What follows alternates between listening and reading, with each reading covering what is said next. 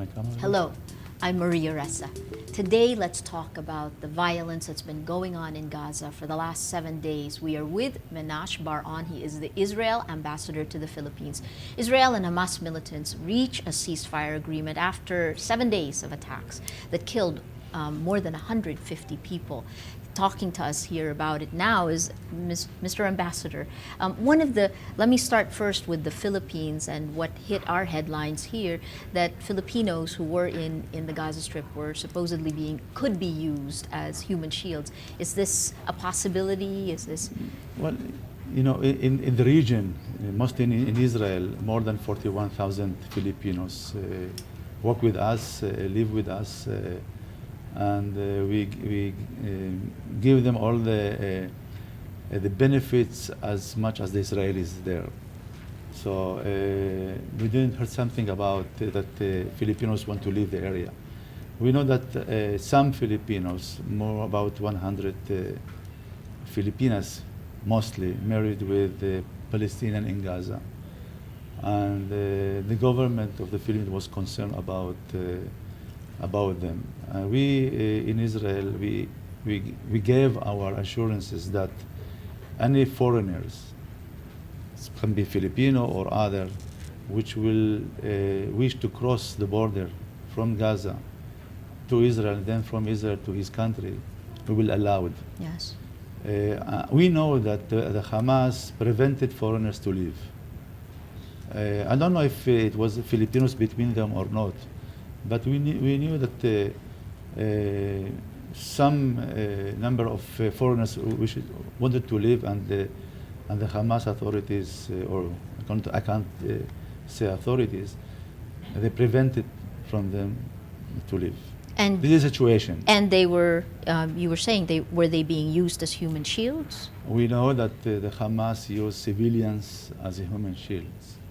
We know that the casualties between the Palestinians, the civilian Palestinians, were because of these. They used them as human shields.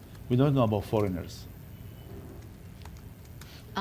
In this last round of violence, which you pointed out began 7 days ago, what the news media has reported is that the first rockets that went into Gaza came from Israel. No, it's I think that it's not true. But if you look back to 2008, we were in this scenario, the same situation. Yes. And then in 2008, promises us, we signed the ceasefire, backed with the international community, and one of the goals of that of the Iron Cast, it was that the terrorist organization will not launch any more missiles towards Israel. But since then, 24 hours a day, 7 days a week, through all the year, thousands of missiles was launched through our citizens in southern Israel. Mm-hmm. More than 1 million citizens were as hostages in the hand of the Hamas. This kind of situation, I don't think that any nation or government can permit. And after long discussions with the international community, and we warned them that this situation cannot be longer. The last incident was that the Hamas group launched missiles and killed 2 soldiers and wounded another 4. And this was the trigger to this operation. The aim of this operation is not to kill civilians, but yes, to break down all the infrastructure of these organizations. And we saw that this organization, they control ammunition that I'm sure that no any other army in the region can be ashamed of. Yes. They prove that they have the capability. They prove that they receive support from a wealthy country, which is the financed of this kind of ammunition. We know that these countries are Iran, Syria, and Sudan. And this is something which I think that the international community cannot permit. The aim of this operation is to stop once forever launching missiles against our population, to break down the infrastructure, the military infrastructure of these terrorist organizations, and to secure our borders. This is the aim, and I tell you the truth that since the Six Days War until now, I think only 40 years after all the nation was behind the government, and they supported the government, and they asked from the government to have solution for that. Yes, but by doing what you did now, you're saying Israel has always said it was in self-defense. That is why it started to send rockets into Hamas. But in doing that, you said the target are not the civilians, but you know that civilians will be some of the casualties. How do you deal with this and the kind of backlash that could happen? If you speak about the casualties, you need to look also in our side. For 4 years, I mean, not seeing blood. This is casualty. You need to see how our children grow through this kind of situation.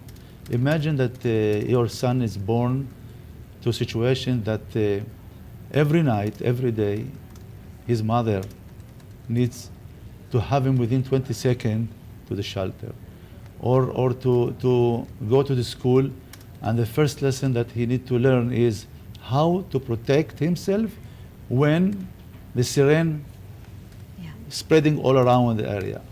This is casualties. It's a physical, not physical, but emotional, I can say. It's something which is, maybe we can't see it through the blood, but we can see it through our life. Mm-hmm. Children born to this situation, I don't think that it's something which we as a nation, we as a government can permit that. We want to be, as much as other countries in the world, to live in peace. The Palestinians can have their peace also. They can have their life. We left Gaza in 2005 to give the Palestinians the opportunity, the golden opportunity to rule themselves, to progress in their economy, in their life. I think the international community, they were willing with their support. Billions of dollars was dedicated to these efforts.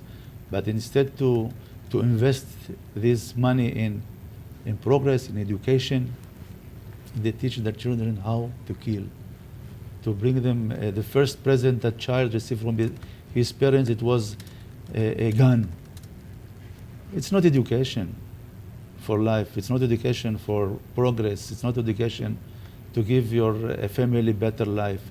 It's education to kill others. This is the manifesto of this organization. But the difference, of course, between Hamas and the Israeli government is, there are different standards in many ways that are set on the Israeli government. And when the Israeli government sent the rockets in, it alarmed the whole world. I'm happy to belong to this society, which our conduct is different than others. It was alarming globally enough that the whole world was watching and waiting for the ceasefire to happen. How do you move forward now? I mean, so you've made a point, and definitely the world seems, the UN has come in, Secretary Clinton has come in. All the, international communities, I say the democratic countries. Which is belong to the same way of thinking. They say that Israel has all the rights for self-defense, and this was this operation.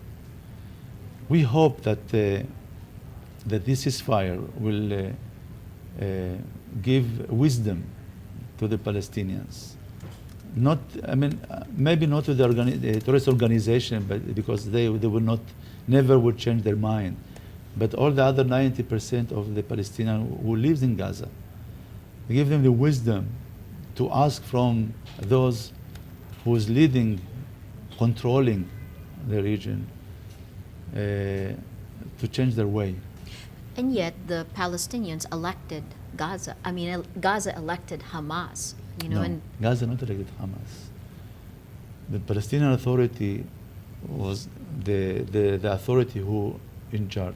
yes, Hamas was elected in democratic way to be the bigger party, yes, and through Hamas. Hamas, Yes, they controlled Gaza by force. They Yes. throw all the other parties, the Fatah, the PLO, from Gaza. Even they killed them. If we can have the picture from that time, 2006, you can see that they killed their brothers because they belong to the other faction. and of yet the, some people say that the Hamas has more popular support than the Palestinian. They begin as an NGO which helps the poor people. They support them by giving money, giving food as a charity. Through that, they own popularity. And through that, the people elected them. Not elected them to be